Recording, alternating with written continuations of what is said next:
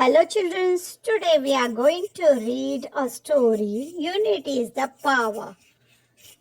Once upon a time there lived a hunter in a small village.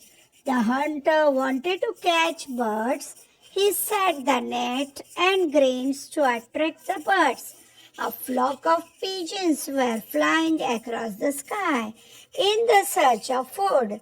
After some time, all of them came down on the ground to pick up the grains. All the pigeons were trapped in the net, which the hunter had spread on the ground. The pigeons were very sad. They couldn't do anything. They started to lose hopes. Just then, an old pigeon set them to fly together up in the sky. They do as told and carry the net with themselves. The hunter ran towards them but was not able to catch them.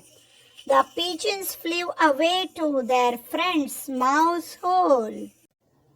Then the mouse cut the net into pieces and freed all the pigeons. The pigeons were very grateful to the mouse. They thanked the mouse and flew away.